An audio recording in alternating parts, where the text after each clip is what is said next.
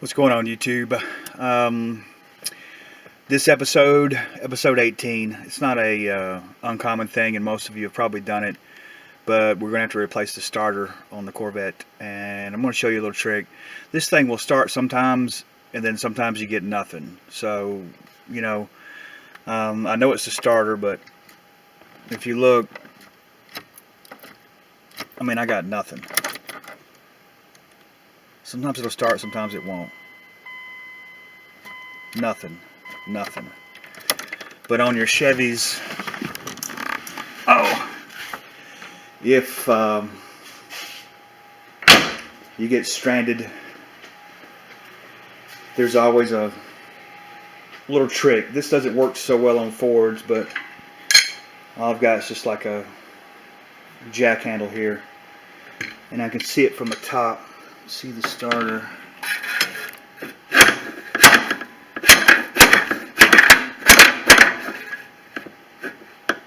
This is only if you're stranded.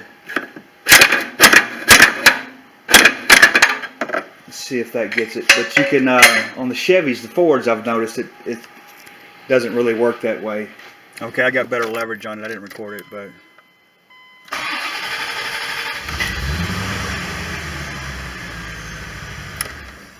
good tap on it.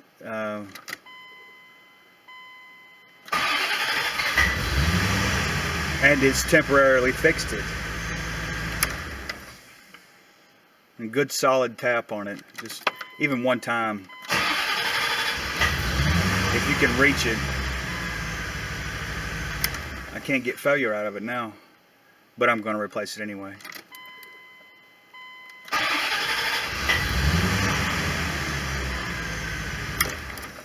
Because it's going to strand me.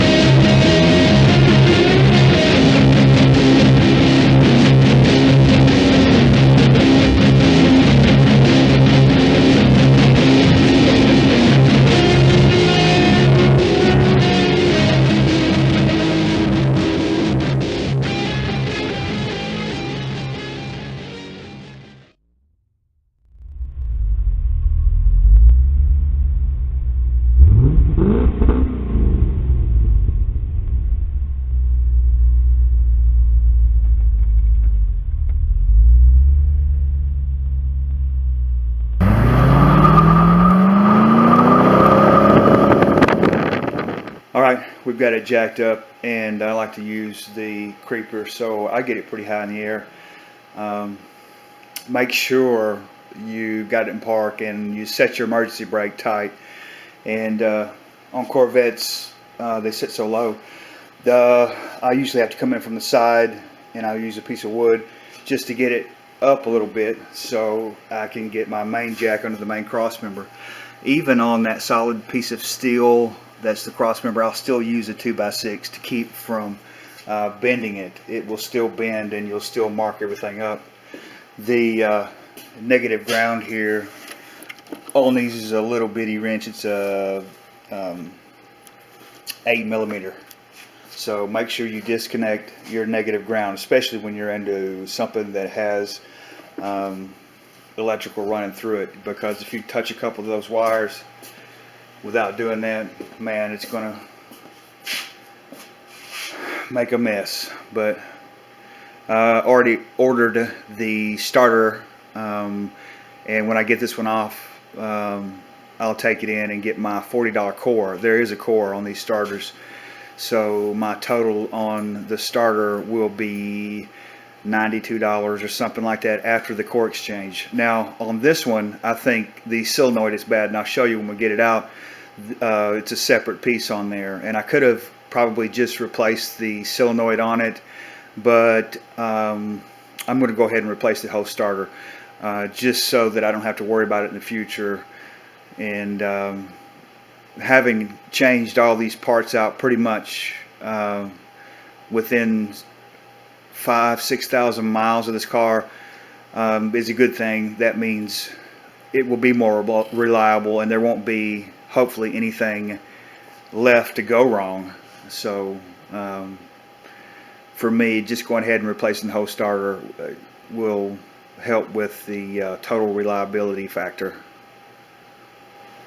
Another thing I do, and I don't consider it overkill, I know I've got this thing solid on the jack stands, and I'll show you. You can see right there on that main piece of frame is where I set them. The front is easy to get jack stands under. It's got a perfect little place for them. But my brother and I invented this. I'm sure everybody does this, but we'll do the shake test. And I'm bumping into this sucker hard, and it's not moving at all. That's the light hitting the hood there. But I don't like climbing under cars. You know, I wish I had a lift. But always do the shake test and make sure it's solid before you start getting under it and putting torque on stuff, because you know, you may think it's solid, and then you get in there and something is tight, you start torquing on it and it starts moving. It's freaking scary. Okay, I think I found the problem already. This is this nut is tight, but I don't know if you can see that, but the stud is loose. It's still connected, but I would say most likely that's the problem. In the book it says to remove your NOx sensor cover so you got enough room to get it out. I don't think we have to, but I'm going to go ahead and do it. But this is your NOx sensor right above that, and earlier we've actually replaced all that, but I've got some oil under here. I'm not sure where it's coming from, but I'm going to clean this up real good too. And I may just try and snug these oil pan bolts a little bit. I think most of it is coming from the power steering and just blowing back. I've really got to replace those hoses.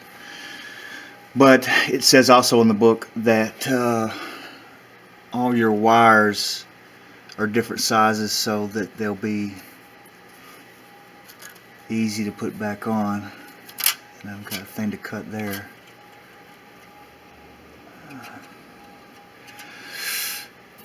But it shouldn't be too bad.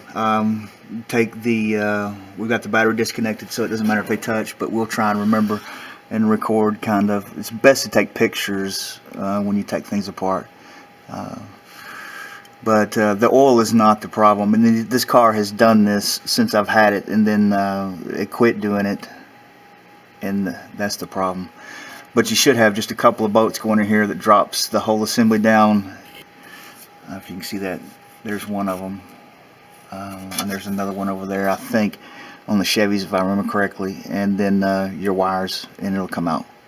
And there we go. Got it out in about 5 minutes. You have to pry these transmission lines over to get it to drop down. But you had two 9/16 bolts holding the whole thing in.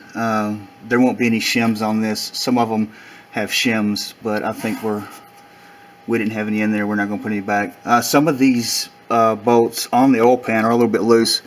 When I took the cover off, those are actually oil pan bolts, and they weren't on there that tight. It is leaking a little bit out of the oil pan on this side. I'm going to snug those down a little bit. The other side's dry, and I'm going to clean this up real good before I go back in. But it took, see, an 8mm, a 10mm on the wires that I've got tucked back out of the way here, and then two 9/16 bolts holding in an extension to get to this one on the inside. And we took off the cover for the NOx sensor there, and that's it to get it out. You just got to kind of pry these out of the way to get it to come out. But that's it. I mean, 5 minutes to get it out pretty much. And here's the starter once it's out. This was an original AC Delco part. I'm going back with the Duralast. Duralast parts are pretty good. In some cases better. You've got a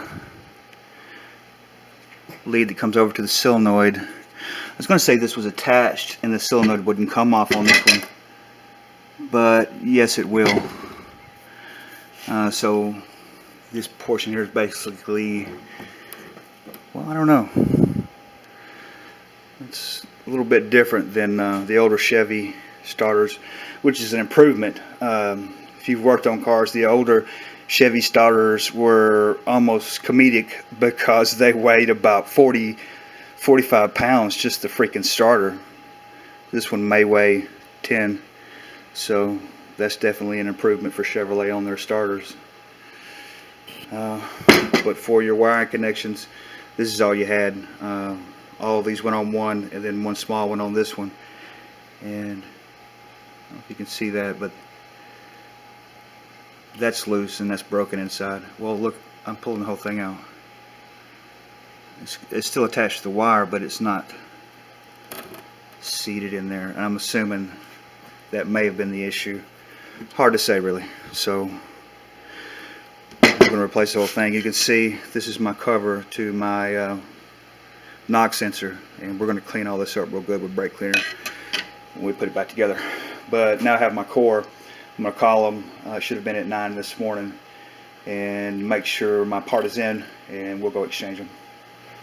Alright, here's our new starter. It's a Duralast with a lifetime warranty, and the first thing I noticed about it is it's more lightweight. This end is actually smaller, so I'm happy with it. It's nice and clean for now, but it won't stay that way for long. Okay, we got it back in. You kind of have to start it in a little bit backwards and get it past this, and then turn it around and get it lined up. Probably put about 40 pounds of pressure on these bolts, and I put Loctite on the bolts. They were in there too tight, so I assume it's been replaced before. And I also cleaned everything up real good, and the bolts on the oil pan on this side, they were a little bit loose, so I snugged them down, and I'll check the other side too. I couldn't get to all of them. Eventually this engine's going to have to come out to get that rear main seal, and we'll put an oil pump in at that time and just replace it, and oil pan gasket, but not that complicated. Okay, we've got our wires hooked back up. One thing you want to be careful of is make sure this is not touching the cat. It comes awful close. If you could even tie it back, that might be a good idea. I've got mine run, so it's about a ½ inch off of the catalytic converter. So see, this bolt here for your main terminals, there's 2 wires that go to it. That's a 12 millimeter. This one here is an 8 millimeter, and these main bolts that mount the starter assembly are 9/16, and the bolts where your cover came off for your knock sensor are 10 millimeter. And we'll put it back on, and we'll see if she starts. Alright, we hooked our battery back up. Gotta do that first. Let's see what happens. Not good.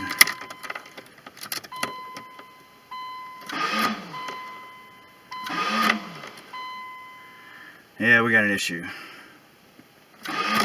Okay, so our brand new starter appears to be defective. It spun once, didn't engage, and then it wouldn't do anything. I mean, the old starter worked better than that, so I'm going to take it back and probably get an AC Delco brand. Oh. Yeah, our brand new Autozone starter was bad. I've wasted a lot of time messing with that stupid thing. And I went back and made them give me my starter back. And I ordered an AC Delco starter, which will be here in a couple of days. I should have known that. Don't buy, you know, the Duralast electrical stuff. A lot of their stuff is really good, but I remember this now, having to take alternators back. You're better off going with OEM equipment anytime you can. And on the AC Delco thing, I think that's going to correct our issue. I got it to engage, but then it just grinded the ring gear. It wasn't coming out right. I mean, ridiculous. Wasted my day. We'll pick this up in a couple of days. Okay, we've got a couple of issues that I found. The Duralast starter was not going to work on this car. The AC Delco that I've ordered, I took it back and then ordered an AC Delco. Hopefully it will work. But when I and I had to jump it to the Duralast to make it work because I had another problem. I'll show you that in a second. But the gear on these comes out and spins, and the gear on the Duralast wasn't coming out far enough. It would only come out about this far, but the AC Delco comes out further. And whenever I initiated the starter from Duralast, it would just grind into the side of the flywheel on the ring gear. And then I noticed this one, when I pull it out, I can't do it with one hand. It comes out a lot further. This is definitely bad. I mean, it's got rattles and stuff in it. Even though it may work if I put it back on, because we had more than one issue, I'm still going to replace it because it's worn out, and I don't want that to be an issue in the future. Now, I've got the starter off, and I was testing all the leads, and I could not get a signal from the ignition wire to the starter. So what I had to do was, eventually I figured out that it is an anti-theft problem, and all I did was go over to the passenger side door on the outside and then turn the key, and I'll show you. The starter's not on it, but I don't know if you can see this, but I've got a test light on there, and I've got it hooked to the ignition. But now I'm getting a good signal over there just by deactivating the anti-theft device. There's a problem there. I don't know what triggered it. I drove through a heavy rainstorm, and the next day I came out to the garage and the car wouldn't crank. And then it would crank after I tapped the starter. So, you know, it's more than one issue, and that's the case a lot of times in auto mechanics. And that's what makes auto mechanics so frustrating. Hopefully tomorrow, when we get our AC Delco starter, we'll just put it all right back, and if I have any problems in the future with it cranking, I will just go over to the passenger side door, disarm the anti-theft system, and it should start. That's what I'm getting now, and that's how I've corrected the issue. Would like to bypass the anti-theft system so I don't have to deal with it in the future. But tomorrow we'll get it finished and see how everything works.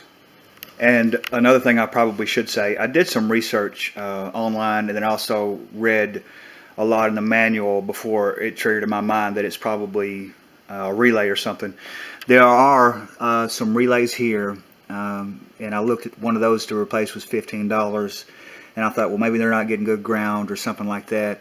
And there's also a ignition relay, from what I read, in behind the instrument cluster. There is also a neutral switch that connects to the base of the shifter. All these could be issues if you have a no crank problem. Obviously you would probably start at the starter if it wasn't new, but you can test the system and hopefully run it down quickly. There are different issues that it could be if you ever do have a no crank issue. Okay, finally we've gotten our new AC Delco starter. It looks exactly like the old one, and I pulled it out. You can't do it again with one hand, and this one does come out just like this one, just as far. So hopefully we won't get any grinding and everything will work out fine. You can shake this one, nothing loose in it. Had to be done. But one thing about the '89 Corvette, it's getting hard to find parts for it. Chevrolet doesn't make parts for their vehicles after 15 years. I mean, it's a classic. So I was lucky to get this one. I'll take the core back after I make sure this one works. You know, I thought that I may have to actually even have this one rebuilt in order to get the right starter. But I'm sure, fingers crossed, this one will work. So we're going to get it on just like we did the Duralast and crank her up. Okay, we got our starter back on, and literally it takes about 5 minutes. This one's a little bit heavier, and you've got to pry these transmission lines out of the way a little bit and snake it in, and then turn it once it's in there, but it will go. And you can see these two main bolts are 9/16. I put thread lock on there and torqued them down pretty tight. You don't want to strip anything out, but I probably put 50 pounds on it. Also, another important thing, my leads, I made sure that they're running around the back side of the starter here, and I can even tie them in more maybe, and I may do that just to keep them away from that catalytic converter. I've got a heat shield on that wire, and I'm sure it's going to be fine there. But see, there are two wires going to the bigger terminal. You had an orange wire, which is a supply, I think, and then you had your main lead, and this right here is your ignition wire. So 3 wires on, 2 bolts in, and then 2 nuts to torque down the electrical leads. Now, I also took dielectric grease and coated these leads real good with it. It recommended using Vaseline, but the dielectric grease will work well. And let's see if she starts. Alright, moment of truth. Key in. I plugged the battery back in.